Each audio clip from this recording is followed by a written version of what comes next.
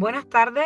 Hoy estamos con Silvia y Adasa, estudiantes de psicología, para hablar sobre un tema que nunca me había planteado hasta ahora, la amnesia disociativa. Antes de empezar, quiero plantearles una pregunta. ¿Qué pasaría si un día no pudieran recordar una parte importante de su vida, porque su mente ha decidido protegerles? Aunque pueda parecer algo poco frecuente o incluso ficción, la amnesia disociativa es un fenómeno reconocido dentro de la psicología clínica que ayuda a entender cómo la memoria y los mecanismos de defensa actúan ante situaciones de estrés extremo o trauma. Por eso, en este podcast, vamos a profundizar en qué consiste, cómo se manifiesta y qué implicaciones tiene para la vida de la persona. Buenas tardes, Ada. Para empezar, ¿cómo definirías la amnesia disociativa? Pues la amnesia disociativa es un tipo de alteración de la memoria en la que la persona no puede recordar información personal importante, normalmente relacionado con experiencias traumáticas o muy estresantes, y esto no se debe a un daño físico en el cerebro. Es decir, no estaríamos hablando de un problema neurológico como tal, ¿no? Eso es, y es que además, de lo que comenta mi compañera, esta pérdida de memoria suele centrarse sobre todo en aspectos autobiográficos, como evento concreto, una etapa de la vida, incluso en casos más extremos, información sobre la identidad. Es como si de pronto la mente bloqueara ciertos recuerdos que sirven para proteger a la persona de un malestar emocional intenso. Según el autor que hemos estudiado, Pierre Janet, en su artículo llamado Trauma y amnesia disociativa, esta amnesia está muy relacionada con el trauma. Sería como una adaptación a través de la disociación de los recuerdos y sentimientos relacionados con un evento atemorizante. Concordaría con lo que en el DMS-5 se denomina trastorno postraumático. Ah, ¿y eso siempre afecta a toda la memoria o puede ser algo más concreto? A ver, veamos, puede variar. A veces es selectiva, es decir, la persona solo olvida ciertos momentos específicos y otras veces puede ser más generalizada, afectando a periodos más amplios de su vida, incluso en algunos casos con su identidad. Puede aparecer lo que se conoce como fuga disociativa. Uf, qué difícil me parece.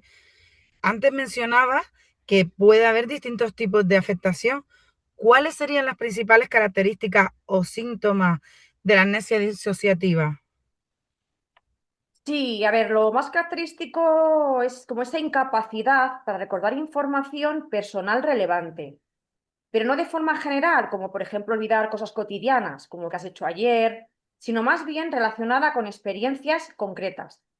Y la mayoría de las veces suelen ser muy traumáticas para la persona.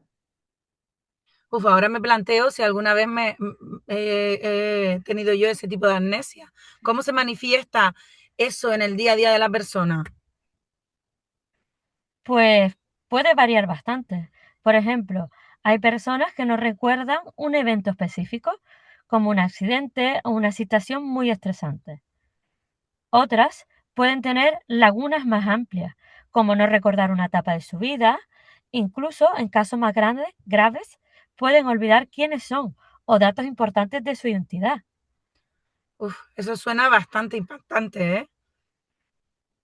Sí, sí lo es. Y además, algo importante es que este tipo de amnesia no suele afectar habilidades aprendidas, por ejemplo, como hablar, escribir o conducir. Es decir, la memoria funcional se mantiene y lo que falla es la memoria autobiográfica. Es muy curioso. Y además de eso, ¿hay algún otro síntoma que acompañe esa pérdida de memoria? Sí, sí que los hay. Muchas veces aparecen síntomas asociados como ansiedad, confusión, sensación de desconexión con uno, lo que llamamos despersonalización, o también con el entorno, desrealización. Suele haber malestar emocional cuando la persona es consciente de que hay vacíos en su memoria. Sí, además de lo que comentaba mi compañera, pueden presentarse de diferentes maneras. Hay una que, por ejemplo, es más localizada, como el olvido de un periodo específico en el tiempo, selectiva, es decir, se recuerdan partes del evento, pero no todo. Algunas partes tienen ciertas lagunas. Y luego hay otra que es generalizada, es decir, es la pérdida completa de la identidad y la historia personal. Es la más rara y es realmente impactante. ¿Te imaginas que olvidases quién eres y cierta parte de tu vida? También es importante que este olvido, evidentemente, genera malestar, malestar significativo e incluso dificultades en la vida cotidiana, como es lógico. Normal, si me lo planteo, estaría de mal humor todo el día. Adasa, mencionaste que la amnesia suele estar relacionada con eventos traumáticos. ¿Podría darnos un ejemplo para entenderlo mejor? Sí, imaginemos, por ejemplo, mi propio caso, como creo que tenía como unos 12 años durante la adolescencia, sufrí un accidente de tráfico muy grave, en el que resultó herida una persona bastante cercana. Durante años no podía recordar nada de ese evento, ni siquiera detalles básicos de dónde ocurrió, quién estaba conmigo. Ese tipo de situaciones es un ejemplo típico.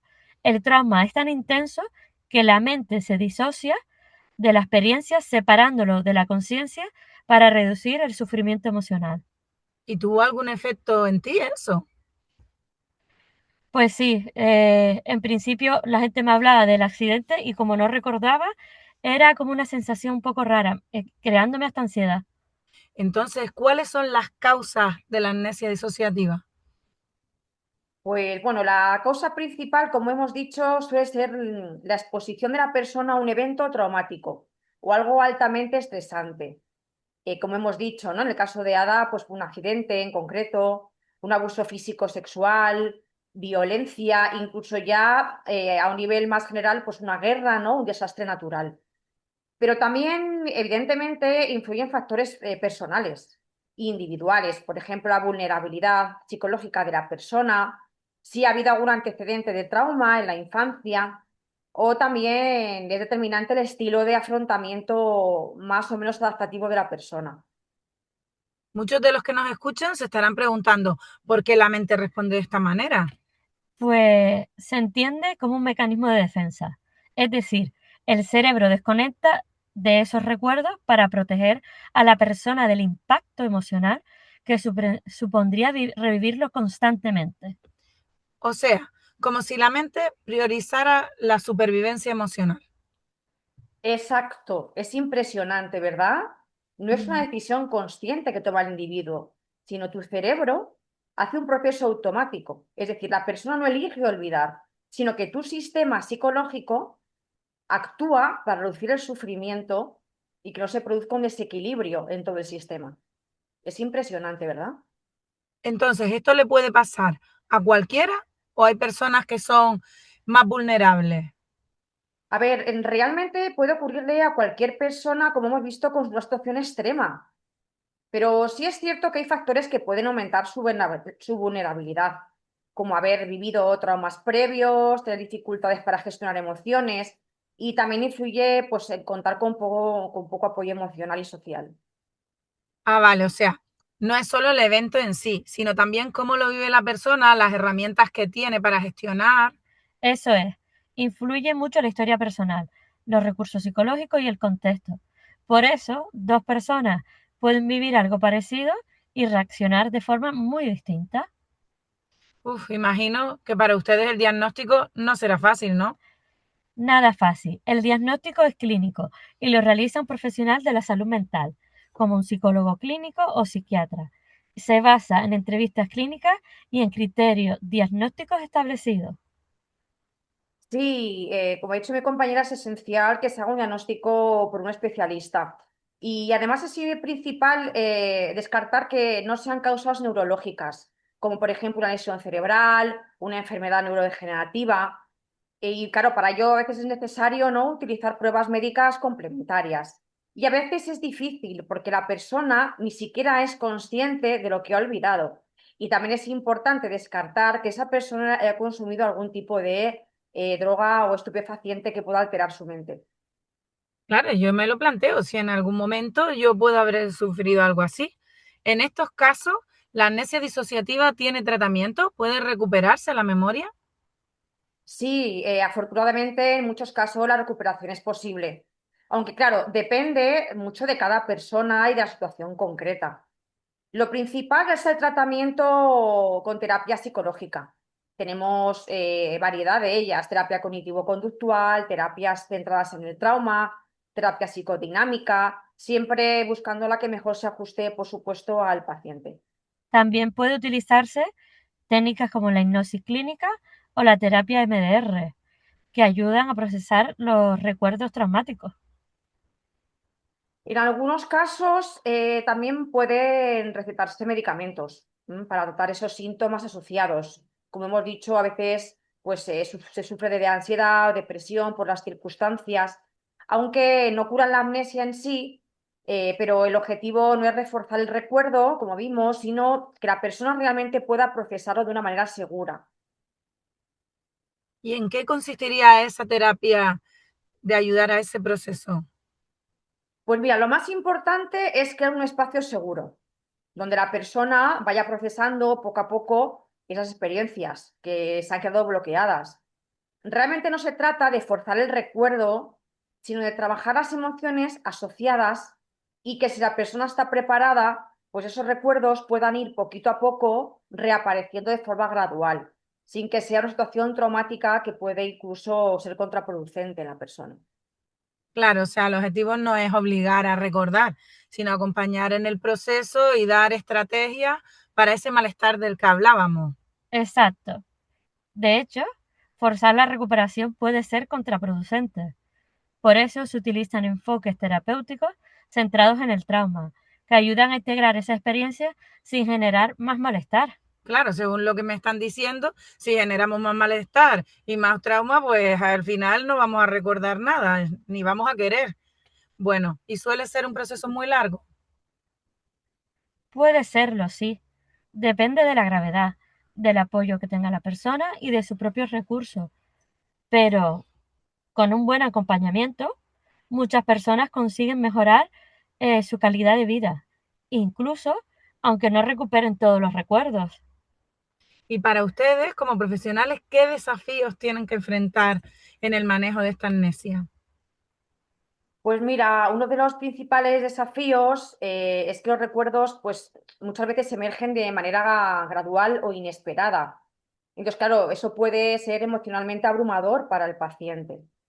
Y luego también es difícil diferenciar entre recuerdos reales y posibles reconstrucciones erróneas. Es difícil a veces diferenciar. Por eso es importante que el profesional pues, sea cuidadoso y ético en la manera de afrontar y de preguntar al paciente. Además, no todos los pacientes están preparados para recuperar los recuerdos. El tratamiento debe respetar como el ritmo de cada persona. La verdad es que me parece muy complicado esta recuperación. Para cerrar, ¿qué ideas clave les gustaría que el público que nos escucha se lleve? Pues en primer lugar, la importancia de trabajar estos aspectos de una manera cercana y incluso con cariño hacia la persona, que ya de por sí creo que es un tema muy impactante para él. Porque teniendo en cuenta que la anorexia disociativa no se olvida sin más, sino que es un mecanismo de defensa frente a un trauma y hay que tratarlo como tal. Y que con el tratamiento adecuado, muchas personas pueden recuperar su bienestar, aunque no siempre sea necesario recuperar todos los recuerdos. Pues la verdad que es un tema muy interesante, sobre todo bastante desconocido y que seguro que ha ayudado a algunos de nuestros oyentes. Sí, seguramente, totalmente. Además que yo creo que en estos casos que el paciente se sienta arropado y que vea que es algo que pasa más veces de lo que pensamos, yo creo que es un aspecto importante también para su recuperación. Y creo que es importante hablar de ello también para entender mejor cómo funciona la mente, ¿no? Y cómo en ocasiones intenta protegernos. La verdad que quién me iba a pensar, ¿no? Que nuestra propia mente puede protegernos de cosas externas. Pues sí, muchísimas gracias a Silvia y a Dasa por acompañarnos hoy y ayudarnos a entender un poco mejor la amnesia disociativa y para que nuestros oyentes tengan herramientas para saber diferenciar si hay algún evento en sus vidas de los que no conservan muchos recuerdos, como nos decía Dasa, algo que quizá tengan que investigar o quizá mejor no. También lo podemos dejar ahí. Sí, la verdad que también hay recuerdos que es mejor dejar ahí, ¿verdad? En el olvido. Pues Gracias. nada, gracias a vosotros. Y a Bueno, todos, muchas gracias por contar con nosotras. Estamos Claro. encantadas y cuando quieras, aquí estamos. pues muy bien, lo tendré muy en cuenta. Y a todos los que nos escuchan, gracias por estar ahí. Nos vemos en el próximo episodio con más temas de interés sobre neuropsicología y envíennos todas vuestras dudas para poder resolverlas. Hasta luego. Muchas gracias. Un saludo enorme para todos. Vamos. Hasta la próxima. Adiós.